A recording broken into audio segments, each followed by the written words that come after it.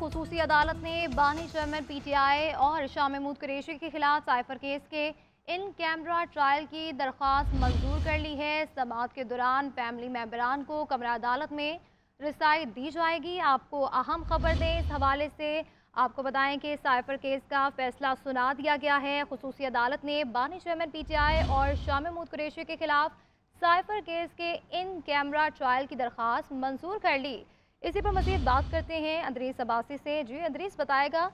درخواست میں کیا موقف اپنایا گیا ہے؟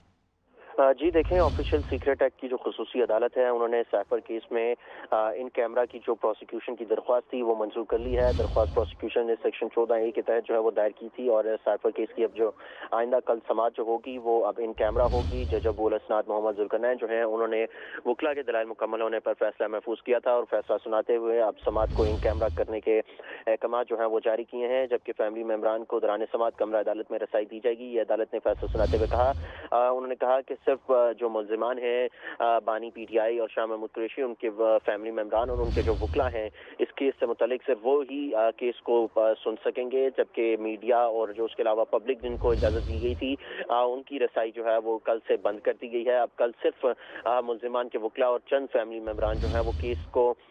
سن سکیں گے، اور اب عدالت نے اس کیس کا پراپر آغاز جو ہے وہ ان کیمرہ کے طور پر جو ہے وہ کل سے آغاز کر دیا جائے گا۔ آج عدالت نے ان کیمرہ سماعت کی منظوری جو ہے وہ دے دی ہے، اور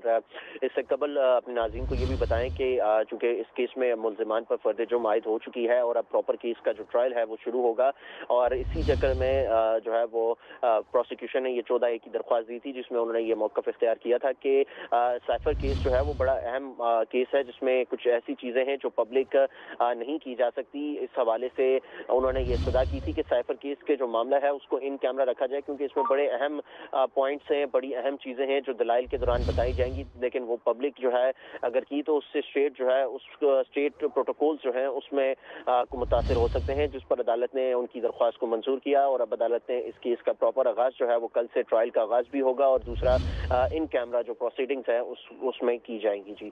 اچھا ادریس عباسی، جیسے آپ بتا رہے ہیں کہ یہ بڑا حساس معاملہ ہے اور کل ان کیمرہ ٹرائل کیا جائے گا اس حوالے سے، اور ملزمان کو پیش کیا جائے گا، اور یہ بھی آپ بتا رہے ہیں کہ فیملی ممبران بھی ہوں گے ساتھ میں، اور انہوں نے کوئی یہ واضح کیا اس حوالے سے کہ کتنے فیملی ممبران میں سے لوگ جا سکتے ہیں ان کے ساتھ، ملزمان کے ساتھ؟ جی دیکھیں، اس سے قبل جب عدالت نے فیملی ممبران کو اجازت دی تھی تو ہر جو بانی پی ٹی آئی اور شاہ محمود ہیں ان دونوں کے 5 فیملی ممبران کو جو ہے وہ عدالت میں کیس سننے کی رسائی دی گئی تھی۔ اب یہ دیکھنا باقی ہے کہ کل کتنے فیملی ممبران کو جو ہے وہ رسائی دی جاتی ہے، لیکن اس سے قبل عدالت 5 فیملی ممبران کو رسائی دیتی رہی ہے، اور وہ کیس سنتے رہے ہیں۔ بانی پی ٹی آئی جو ہے ان کی طرف سے اہلیہ جو ہے ان کی بشرا بی بی، جبکہ ان کی جو تینوں بہنیں ہیں وہ کیس کو سنتی تھی، اور اس کے علاوہ جو شاہ محمود قریشی ہیں ان کی بیٹیاں اور ان کے جو بیٹے زین قریشی ہیں، مہربانو قریشی ہیں، اس کے علاوہ وہ آ کے اس کیس کو سنتے رہے ہیں۔ اب عدالت اس سے قبل 5 فیملی ممبران کی اجازت تو دے چکی ہے، لیکن اب دیکھنا یہ ہے کہ کل عدالت کتنے ممبران کو جو ہے فیملی ممبران کو جانے کی اجازت دیتی ہے، لیکن جو کیس کے وکلا ہیں وہ صرف فیملی ممبران کو اجازت ہے، اس کے علاوہ جتنا میڈیا ہے یا عام پبلک جن کو فیملی رسائی تھی ان کی ممبران وہ کو ختم کر اجازت دی۔ ہے۔ بہت شکریہ ادریس عباسی تفصیلاً آگاہ کرنے کے لیے۔